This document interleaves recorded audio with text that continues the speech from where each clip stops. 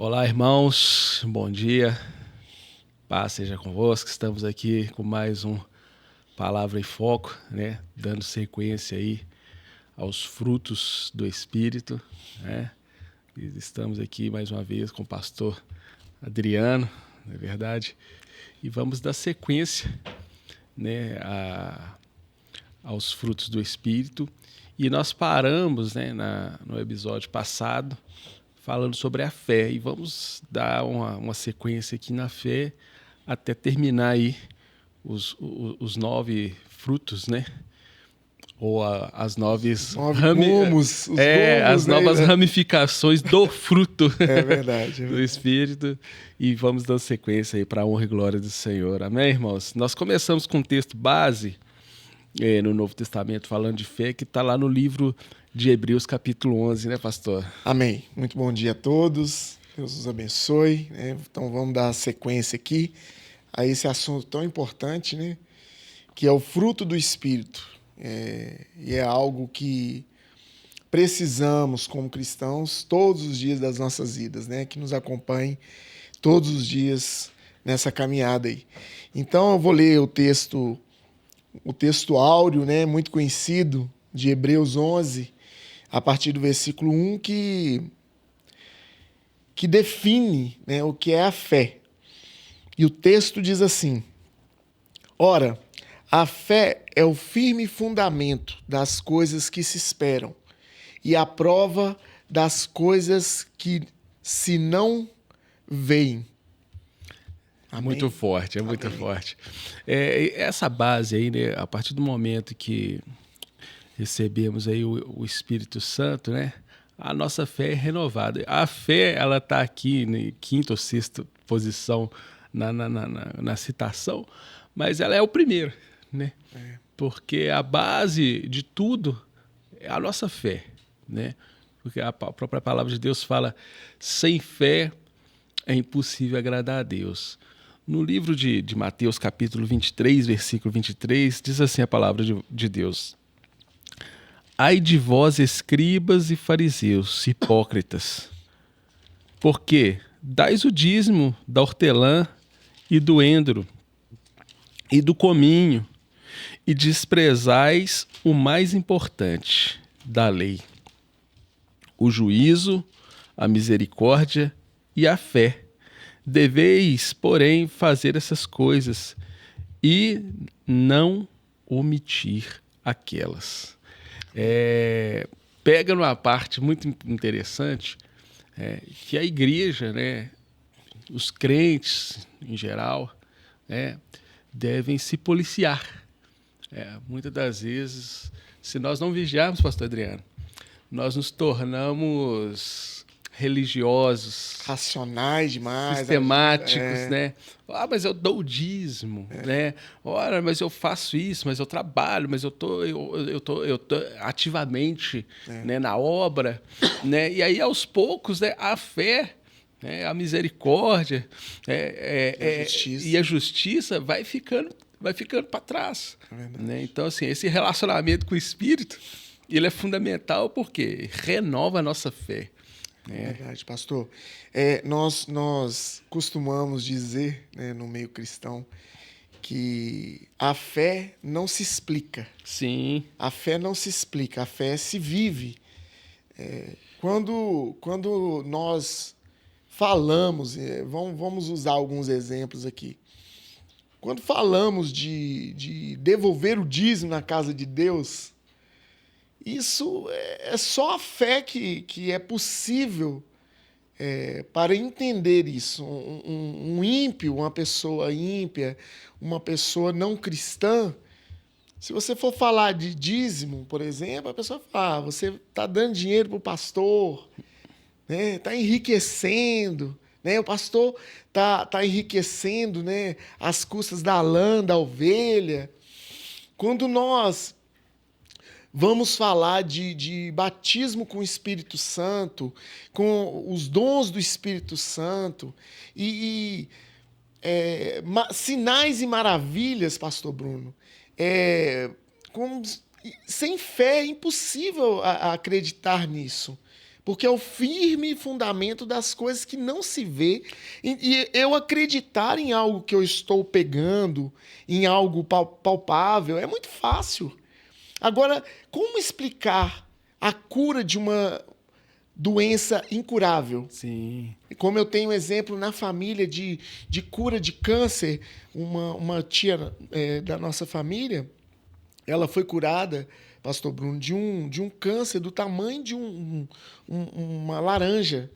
Como Glória a explicar Deus. isso? Glória a Jesus. É a fé que nos possibilita acreditar e explicar nessas coisas. É tão interessante que você fala, você usa um termo aí falando de dízimo, que é interessante. Você falou assim, devolver o dízimo, né? Sim. Com a nossa fé, a gente entende que tudo vem dele, né? Sim. A própria palavra de Deus fala, né? Porque dele, por ele e para para ele são todas as coisas. Me remeteu aqui agora também à oração de Salomão, né?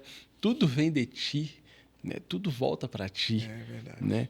Então, assim, é essa fé que nos move, né? Que nos faz estar aqui, que nos faz estar compartilhando da palavra de Deus, né? Lá em Romanos, capítulo 1, versículo 17, diz assim a palavra de Deus: porque nele se descobre a justiça de Deus de fé em fé, como está escrito, mas o justo viverá da fé. Pela fé ou da fé. Ou pela fé. É tão interessante que é o texto base da reforma, né? Da reforma protestante. Quando Martim Lutero ele se depara com esse texto, parece que a mente dele explodiu. É verdade. Porque aí ele começou a questionar aquilo que estava sendo ensinado. Sim. Né? Da venda das indulgências. Ele foi tomado por uma ousadia, né? Verdade. Quando ele entende que o justo vai viver da fé, ele falou, então... Como o senhor disse, a fé é o que nos move. Porque como acreditar em algo que eu não conheço ou que eu não vejo? E Deus é assim. E é só a fé que me permite acreditar em Deus, porque Deus eu não vejo, mas eu sinto. O Espírito Santo eu não vejo, mas eu posso senti-lo. É como um vento. Nós não enxergamos, não vemos o vento, mas nós podemos senti-lo. Essa relação com Deus ela é tão interessante, partindo mesmo do pai da fé, da Bíblia, Abraão. Né? Ele começa ouvindo a voz de Deus. Primeiro Deus fala, olha, sai da tua terra, da tua parentela. E ele sai. Depois fala, olha, sacrifica a mim. E ele sacrifica. Depois ele fala, agora eu quero seu filho. Né? São passos de fé. À medida que Deus ia se relacionando e se revelando a ele, a medida de fé dele tinha que ser aumentada. Né?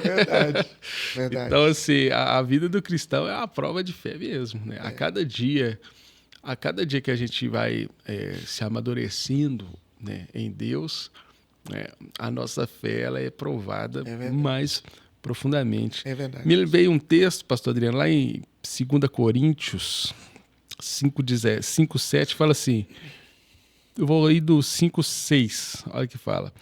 Por isso estamos sempre de bom ânimo, sabendo que, enquanto estamos no corpo, vivemos ausente do Senhor, porque andamos por fé e não por vista. Amém.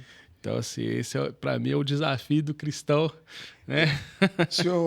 O senhor lendo esse texto aí também me veio à memória aqui uma outra passagem, Sim. Né? No Evangelho, quando os discípulos estavam em alto mar, e Jesus aparece andando por sobre as águas, né?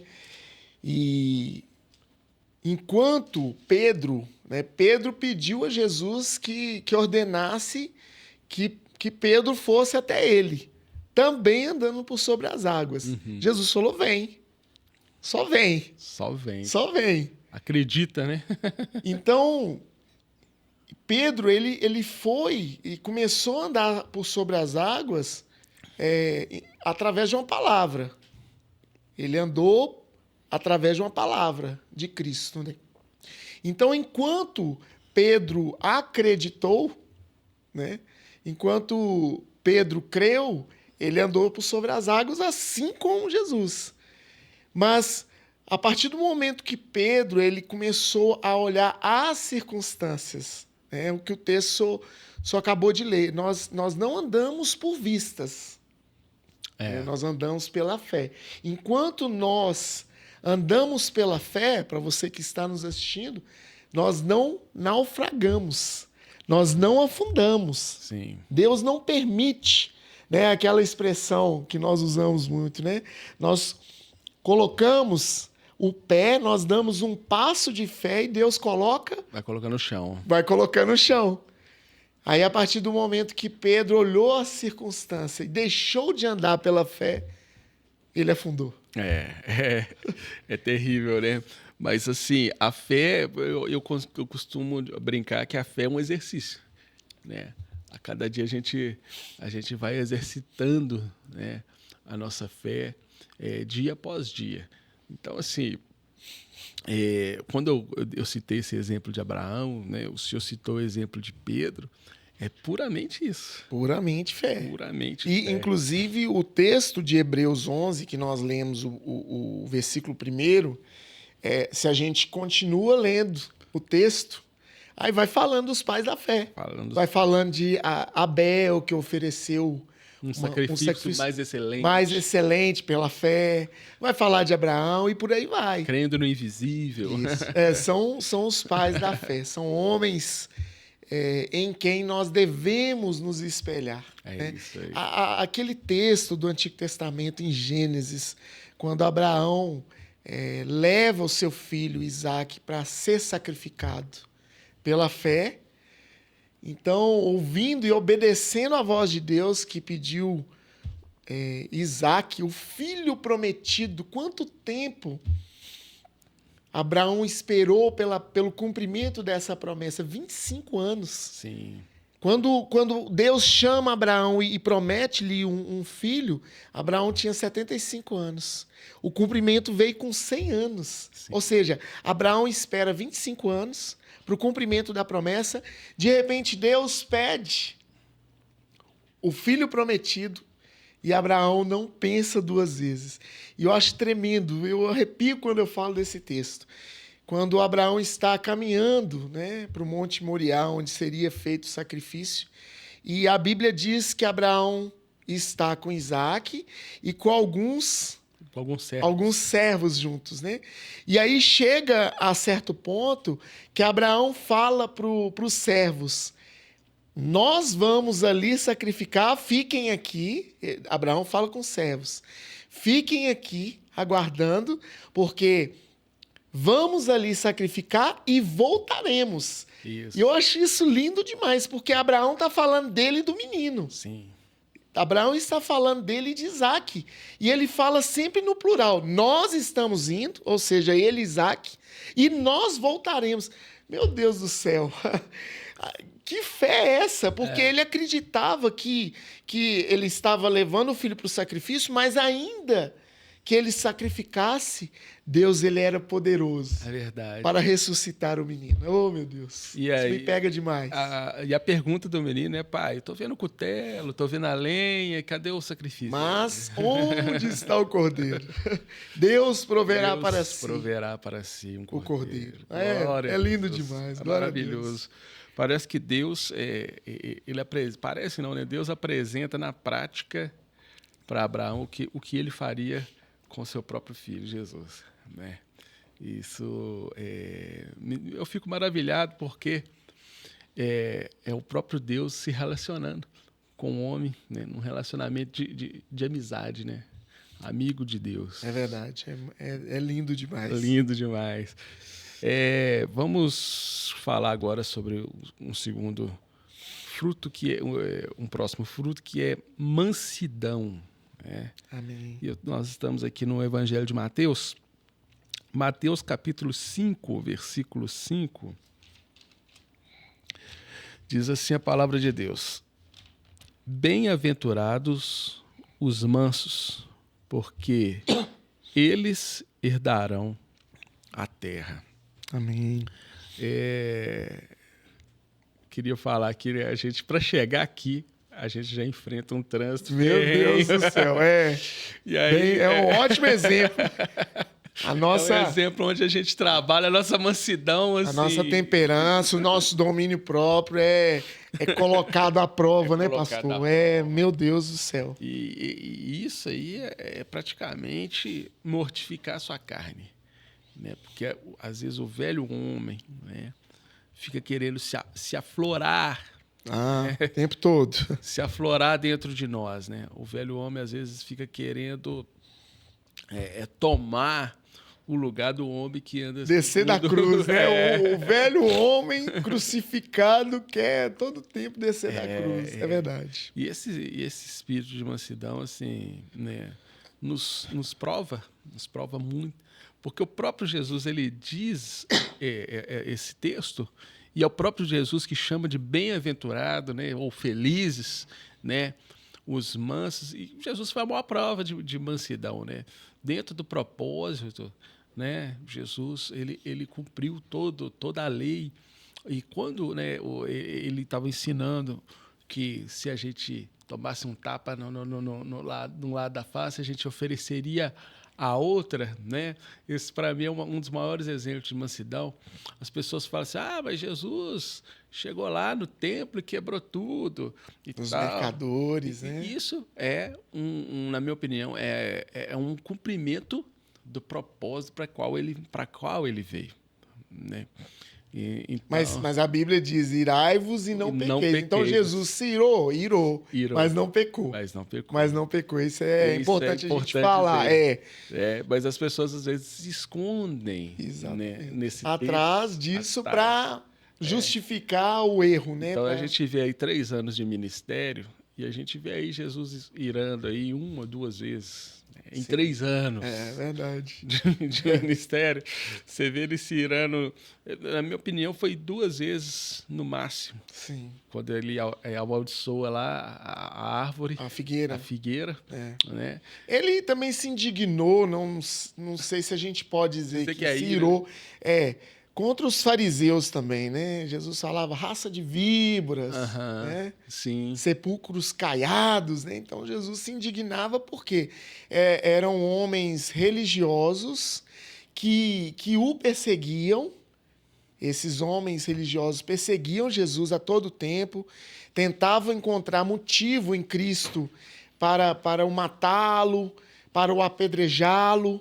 Né? Então, Jesus se indignou várias vezes com essas classes. Né? Tem um outro texto, ainda no Evangelho de Mateus, no capítulo 11, e no versículo 29, Mateus 11, 29, diz assim, Jesus dizendo, tomai sobre vós o meu jugo e aprendei de mim, que sou manso e humilde de coração, e encontrareis descanso para a vossa alma. Aprendei de mim.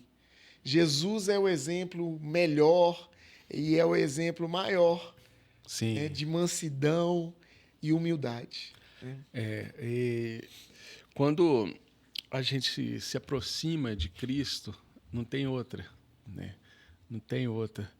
Eu já conheci homens que eram extremamente brutos, ignorantes, né? Que quando se encontraram com Jesus, verdadeiramente foram transformados. Né? Eu tenho uma personalidade forte, mas ela pode ser transformada mesmo mantendo a sua personalidade forte. Sim, né? sim. A gente vê o próprio apóstolo Paulo, né, que tem uma personalidade forte, a gente vê isso nos textos das cartas, principalmente na de 1 Coríntios, né? Paulo com uma personalidade fortíssima, né? Com na carta aos Romanos também. E aí, quando a gente se depara com toda a personalidade de Paulo, a gente vê uma mansidão também. Né? Inúmeros apedrejamentos. Né? A palavra de Deus tem esse poder, né, pastor Bruno? Sim. A palavra de Deus tem esse poder de transformar o homem. Uma vez eu escutei uma expressão, né, Uhum. De um policial dizendo que quanto maior a sujeira, maior é o poder do sabão. Quanto maior a sujeira, maior é o poder do sabão. E ele estava falando da palavra de Deus, porque a palavra de Deus tem esse poder.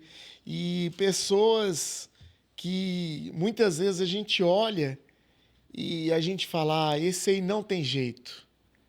Para Deus tem jeito, para a palavra tem jeito, né? Quando o ser humano encontra a Cristo, né? Ele é transformado, não tem como. Quando o ser humano tem um encontro verdadeiro, um encontro real com Jesus, não tem como a palavra não transformar. Sim, sim, sim. É o barro na casa do oleiro, né? É um processo, né? Mas é isso que a palavra vai fazendo conosco, né? É verdade. Vai nos transformando de fé em fé e de glória em glória, né? É isso mesmo. Isso é tremendo. Lá no livro de Gálatas, capítulo 6, versículo 1, diz assim a palavra de Deus: Irmãos, se algum homem chegar a ser surpreendido em alguma ofensa, vós que sois espirituais, encaminhai o tal com espírito de mansidão, olhando por ti mesmo para que não sejais também tentado. A palavra de Deus, a todo momento, nos ensina a lidar com as ofensas, né? Nos ensina a lidar com as ofensas e nos ser, né, tentado. A própria oração que Cristo ensina, né? Perdoai as nossas ofensas, assim como temos perdoado a quem nos tem ofendido. Ou seja, da mesma forma, da mesma maneira, da mesma forma. Isso pega a gente, porque, de alguma maneira, o apóstolo Paulo, para mim, fala para nós, que para ele o morrer é lucro e o viver é Cristo. Agir com mansidão, principalmente nos dias atuais, né, pastor Adriano? É verdade. É morrer, né? É morrer um pouco para esse mundo, né? É morrer para as coisas, né? Para as tentações desse mundo, né? A gente começa a se ofender com as coisas, se indignar com as coisas, e principalmente agora, né? Nessa era digital, né? Na internet, a gente já começa... Eu, que não sou um cara pouco influente, eu já começo a sofrer, né, haters, né? Sim. Já começa a criticar o que eu estou falando, o que eu estou pregando. Eu estou falando a palavra de Deus. Tem que ter mansidão. E aí, longanimidade, nós falamos também, né, pastor Bruno? E é muito fácil, né, a gente entrar aqui, responder e ofender também, né? Muito fácil. Muito fácil. A probabilidade de você encontrar essa pessoa pessoalmente é muito grande, muito né? Grande. A probabilidade é grande, é verdade. Então, assim, aí as pessoas têm uma coragem enorme, né, de ofender os outros na internet. E isso causa uma frieza, né? Nós como cristãos, nós somos desafiados, né, diariamente, né, a não nos ofendermos facilmente. Uhum. É um desafio, né?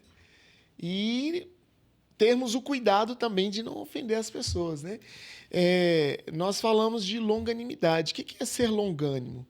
Ser longânimo é ter um ânimo longo. Numa linguagem popular, numa linguagem mais clara, é não ter o estupim curto.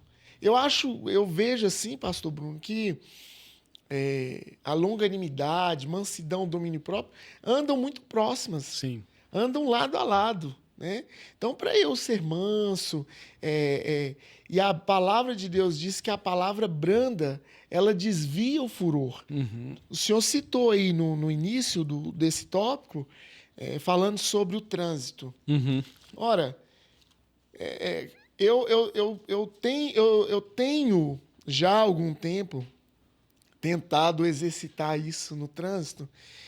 Muitas vezes... já aconteceu várias vezes comigo. No trânsito, às vezes eu erro e a pessoa vem brava e emparelha o carro ou a moto do lado e já vem querendo brigar, já vem querendo discutir. Quando você exerce o fruto do Espírito e você fala desculpa. Às vezes você estando certo, você fala, me desculpa, errei. Ou quando você erra, não, eu errei, me desculpa. Você desarma, o senhor já teve essa experiência? Sim. Você desarma a pessoa.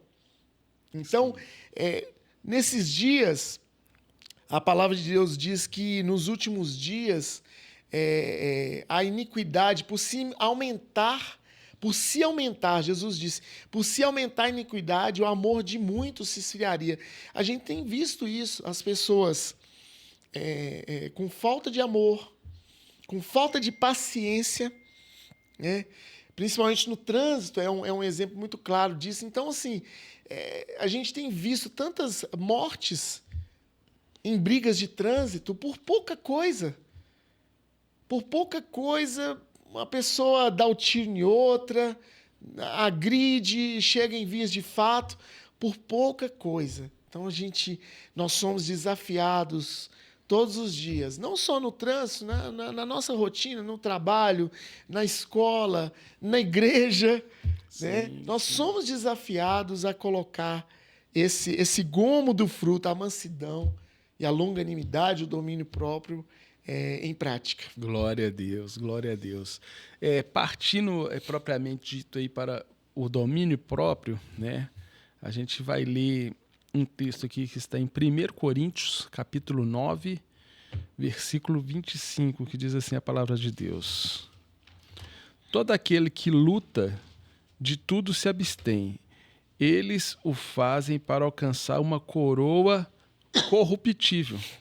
Nós, porém, uma coroa incorruptível. Essa questão do domínio próprio, ela faz a gente se arremeter a coisas eternas, né? A coisas que estão além. O apóstolo Paulo, quando ele fala sobre isso, sobre ter domínio próprio, visando, né, a eternidade. Então, se nós cristãos, nós temos que ter isso em mente sempre, né? Que é focar na eternidade. Verdade. Porque não estarmos presos, né? Ficarmos presos à terra, às coisas terrenas. A essa terra. Verdade. Porque, se eu não me engano, Paulo está falando aqui em Coríntios e ele fala sobre os jogos, né, que estavam ocorrendo, os Jogos Olímpicos. E ele fala, olha, eles estão se abstendo de tudo para uma coroa incorruptível. Agora nós estamos em busca de uma coroa incorruptível, né? Onde a traça, a ferrugem não corrói. O domínio próprio, ele me faz, ele destoa um pouco da mansidão numa questão que é na nossa luta contra o pecado, né? Então, assim, o domínio próprio chega nesse ponto onde você consegue resistir e até mesmo correr, verdade, né, das situações tentadoras, né? O apóstolo Paulo fala para Timóteo, me veio à mente aqui, pastor, sim, fala assim, fuja das paixões, né, deste mundo. Não resista. O pecado, na maioria das vezes, né, ele é irresistível, né? Eu não vou ficar aqui parado na frente da tentação, né? E esse domínio próprio é aquele domínio que você fala, olha, eu vou sair desse ambiente, eu vou sair dessa situação, porque eu me conheço, né? Verdade. Eu sou um vaso de barro. É verdade. Né? Então, assim, esse domínio próprio é um dos pontos que, além de você não estourar, de não brigar, de não esbravejar, de não amaldiçoar, né? De fugir de situações de confronto, de luta, né? Sem motivo, essa luta contra o pecado, né? Fugindo das tentações, é muito importante comentar, né? É verdade. Inclusive, é o domínio próprio que nos leva a conseguir, como o senhor bem disse. Tem um outro texto, um outro exemplo, né, de domínio, mas que nos remete ao domínio próprio também. Tá na carta de Tiago, no capítulo 3, que vai tratar da língua. Sim. Né? Então, Tiago, capítulo 3, a partir do versículo 1, diz assim: Meus irmãos, muitos de vós não sejam mestres, sabendo que receberemos mais duro juízo. Ele começa dando uma palavra aqui para os mestres, né? Que é o nosso caso, né, pastor Bruno? Que o cuidado que nós temos que ter ao ensinar, né? Porque vai nos ser cobrado com mais duro juízo, né? Continuando, né? O versículo 2, Tiago vai dizer: porque todos tropeçamos em muitas coisas. Se alguém não tropeça em palavra, o tal varão é perfeito e poderoso para também refrear todo o corpo. Meu Deus, isso é muito forte. Porque se alguém não tropeça em palavra, você está apto, está pronto, né, para refrear todo o corpo. Então, como o senhor falou da fuga do pecado, então se eu tenho domínio próprio, né, eu vou saber o que eu vou falar, eu vou refrear minha língua, né, no momento certo. Há tempo para todas as coisas, né? Há tempo para falar, há tempo para se calar. E eu queria compartilhar algo poderoso que eu aprendi há muitos anos atrás, talvez uns 20 anos atrás. Eu liderava célula, né? E um irmão mais experiente, mais maduro, o cabeça branca, né? E aí nós devemos dar muito ouvidos, né, pastor? Sim. E ele disse uma coisa que eu nunca me esqueci. E eu carrego isso comigo a vida toda. Ele falou assim, olha, em relação à língua, a palavra, enquanto está dentro da nossa boca, ela é nossa escrava. A partir do momento que ela sai, que a palavra sai, nós nos tornamos escravos dela. Olha que coisa forte, tremenda. Eu carrego isso comigo. Então, antes de falar alguma coisa, eu penso 1000 vezes. Eu já falei muita bobagem. Sim. Eu já falei muita besteira. E já falei coisas que eu não queria falar, mas falei. Que eu não devia falar, mas falei. Mas hoje, mais experiente e carregando isso comigo, então, para eu não me tornar escravo da palavra, então eu procuro ter domínio próprio e pensar 1000 vezes antes de falar. É verdade, é verdade. Eu tinha citado Timóteo, no livro de Timóteo, no 2 Timóteo, capítulo 1:7, fala assim: porque Deus não nos deu o espírito de temor, mas de fortaleza e de amor e de moderação. Moderação. Em outras traduções fala um pouco até melhor, fala assim, porque Deus não nos deu o espírito de covardia. Covardia, sim. Né?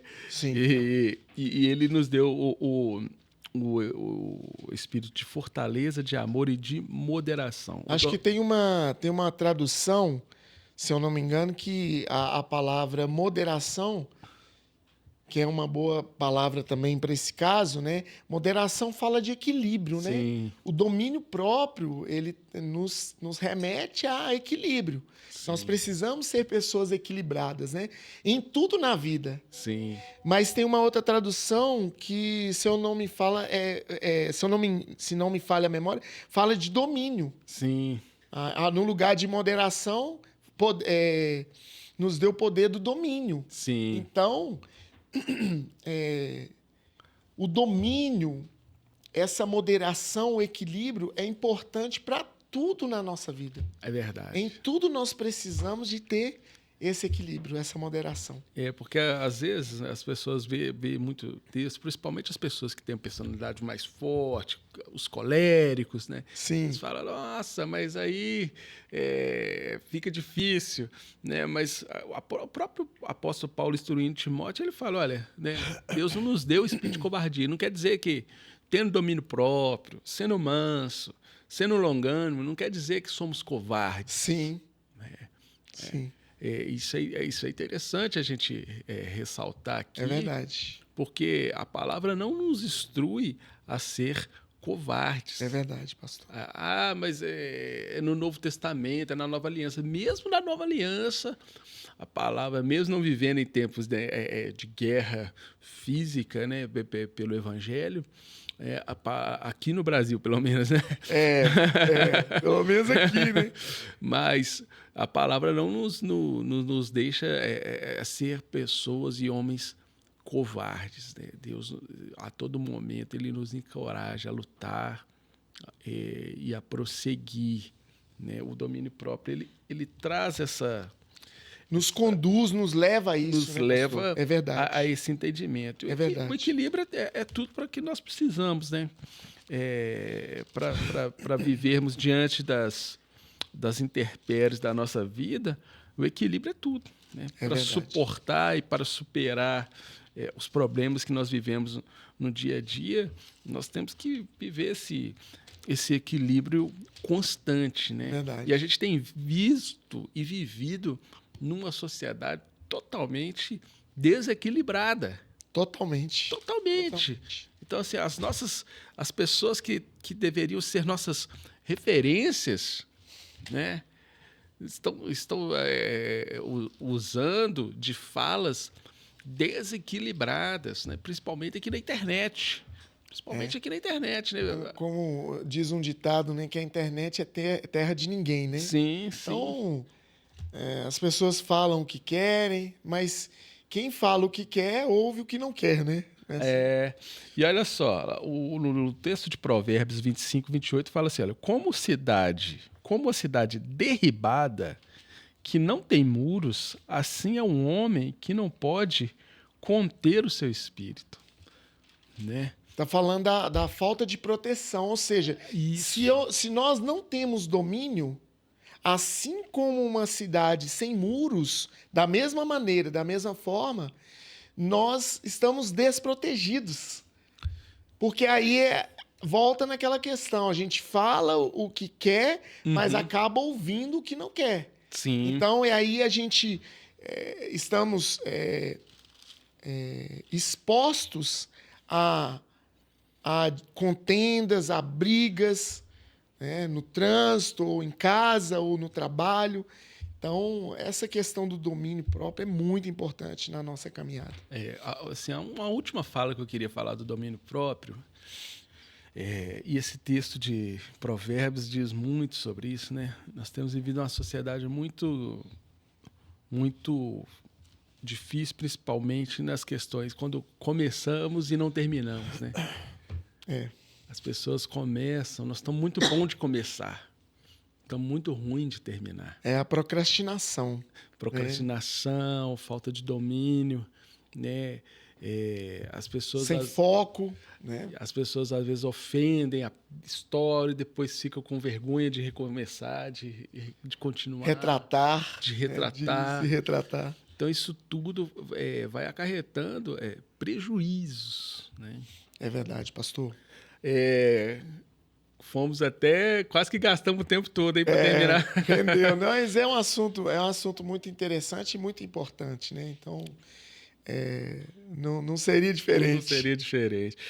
Agora, no nosso estudo, a gente vai tocar num ponto interessante que é como produzir o fruto do Espírito, né? O nosso texto áureo, né, que a gente usa aqui, está lá no Evangelho de João, Jesus falando. Nada melhor que Jesus falando, amém, irmão? É verdade. Olha só. Eu sou a videira e vós as varas. Quem está em mim e eu nele, dá muito fruto, porque sem mim nada podeis fazer. Tem que explicar alguma coisa? Sem legenda. Sem legenda, não precisa de legenda. Sem Jesus, nada podemos fazer, meus irmãos. O primeiro passo é estar nele, é estar na videira, né? Ele fala, eu sou a videira e vocês são as varas, né? Os ramos, né? É a árvore, né? Com a raiz, que é né? Em Deus, que é Cristo Jesus, e nós, né? Os ramos que vamos frutificando. É verdade, pastor. E a seiva, né? o alimento, né, que nós necessitamos é somente nele, somente em Cristo, que, como ele mesmo diz, eu sou a videira, meu pai é o agricultor, vós sois os ramos, sem mim nada podeis fazer. Então nós somos totalmente dependentes dele e precisamos estar ligados. Não há vida fora do corpo, não há fruto fora da árvore. O galho que não frutifica, o que ele diz? Se a gente continuar lendo esse texto de João 15, Jesus vai dizer que aquele ramo, aquele galho que não frutifica, ele é cortado e lançado ao fogo. Não é verdade? Ficamos infrutíferos.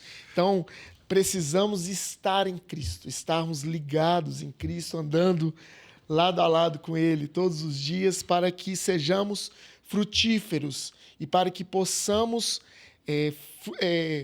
dar o fruto do Espírito, né? Sim. Frutificar o fruto do Espírito é essencial estarmos ligados na videira verdadeira. É interessantíssimo, eu vou fazer um adendo aqui.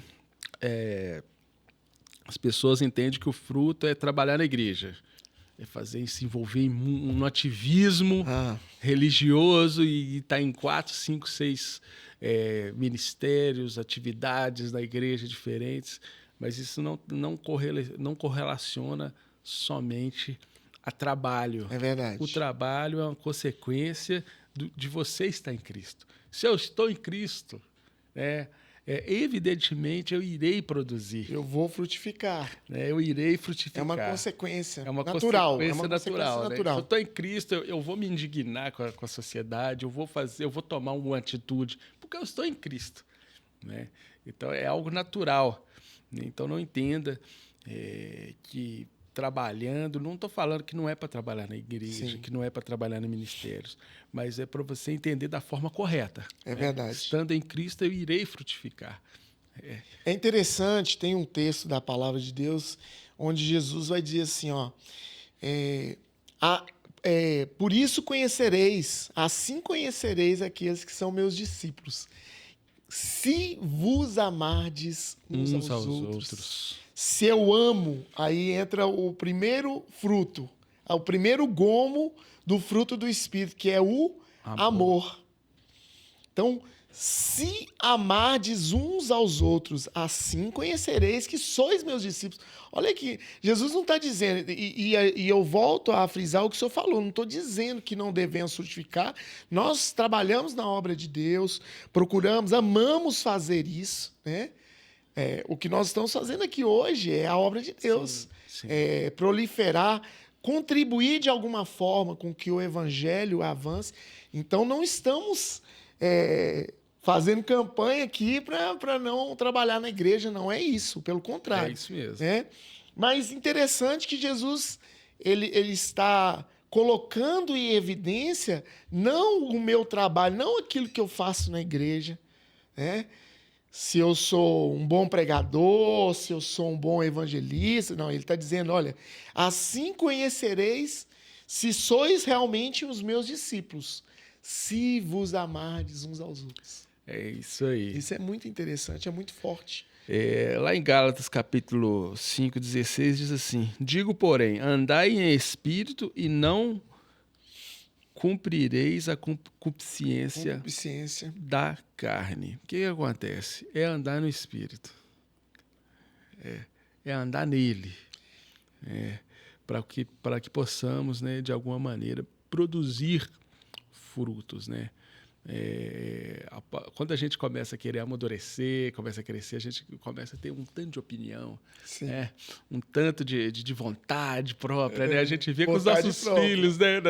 Os nossos filhos, quando começam a andar, já não quer ficar no colo mais, já quer tomar a direção. As rédeas da direção. E tudo. É muito engraçado a gente viver essa paternidade, a gente percebe isso, e assim somos nós também, em relação a Deus, ao nosso Pai eterno.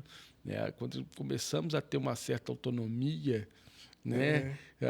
Temos a tendência a querer andar com as próprias pernas. Querer andar né? com as próprias pernas. É isso. E aí, obviamente, deixamos de produzir, né, os frutos do Espírito, né? É verdade, pastor. E quando a gente fala de andar no Espírito, nós estamos falando de andar guiados pelo Espírito Santo, sermos conduzidos. E isso é um processo. Sim. E se nós somos conduzidos e nos deixamos ser guiados pelo Espírito Santo de Deus, o fruto vai aparecer. Consequentemente, o fruto do Espírito que está em nós, que está nos conduzindo, que está nos guiando, vai aparecer. É verdade.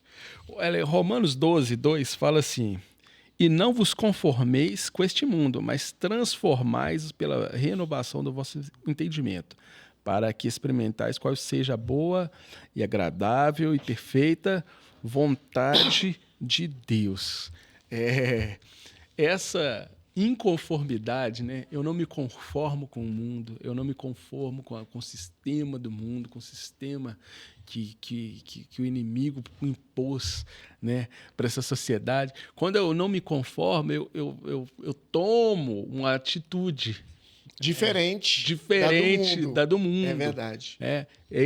Quando nós tomamos essa atitude, obviamente estamos produzindo frutos espirituais. É verdade. Quando a gente olha para o Antigo Testamento, pastor Bruno, a gente olha a caminhada do povo escolhido, do povo de Israel. O povo de Israel, ele errou muito em olhar as práticas mundanas. Sim. Quando a gente olha para o Antigo Testamento, a gente vê muito disso. O povo de Israel olhava para as outras nações, ou seja, olhava o mundo ao redor, e via as práticas e copiava as práticas pagãs, as práticas mundanas das nações ao redor. E o povo de Israel pagou um preço muito alto. A gente poderia falar do cativeiro assírio, da destruição do Reino do Norte, do cativeiro babilônico. Tudo isso em consequência do povo de Deus desobedecer a ordens de Deus, de não se misturar com essas nações e de não cometer o erro de praticar as mesmas coisas que eles praticavam. Então, o que o senhor acabou de ler em Romanos 12, 2, que também um texto muito conhecido, um texto áureo da palavra, de renovação. E nos dias de hoje tem outros termos, né? A gente poderia falar aqui de metanoia, né? De mudança de mentalidade, de mindset. Né? É isso, renovação da mente. E não copiar as práticas mundanas. Isso é fundamental na nossa caminhada. Nossa, se a gente for entrar aqui, né? Poxa, vamos lá no deserto. Moisés, né, sobe para adorar a Deus, o pessoal vai lá e já faz um bezerro de ouro, né? Porque era a cultura que eles tinham vivido antes, né, durante a escravidão, né? Depois o povo de Israel pede um rei, né? Justamente porque olhou nas nações ao redor, exatamente. As nações porque as nações tinham rei, aí o povo falou, a gente precisa de um rei também. Aí Deus falou... Aí o rei tem várias mulheres, porque tem que ter muitos herdeiros, copiando, né, as nações... As práticas das nações, né, em redor. Que estão ao redor. Então, sim... E isso aí, só esses 3 exemplos que a gente citou aqui, se você pegar na Bíblia para ler, são inúmeros prejuízos. Prejuízos. O povo de Israel pagou um alto preço por isso. E para a gente encerrar, eu queria ler o último texto aqui, que nos ensina também como produzir o fruto do Espírito. Está lá em Colossenses, no capítulo 3, versículo 16. Colossenses 3:16, o apóstolo Paulo vai dizer assim: a palavra de Cristo habite em vós abundantemente, em toda a sabedoria, ensinando-vos e admoestando-vos uns aos outros com salmos, hinos, cânticos espirituais, cantando ao Senhor com graça em vosso coração. A palavra de Cristo habite em vós abundantemente. Meu Deus. Assim como nós falamos que uma forma de sermos cheios do Espírito, produzir o fruto do Espírito, perdão, é permanecer em Cristo. Da mesma forma, a palavra de Deus deve permanecer em nós. Abundantemente. Nós devemos mergulhar nessa palavra, né? E tomar a palavra de Deus como nosso único manual de regra e fé e prática, né, Pastor Bruno? É isso. Abundantemente. Mergulhar na palavra, ler a palavra dia e noite. E não só ler, procurar também colocar em prática. Dia após dia, né? Amém. Um texto aqui de evidência espiritual, que está citado no nosso guia, ele fala assim, olha, no livro de Mateus, capítulo 7, 16,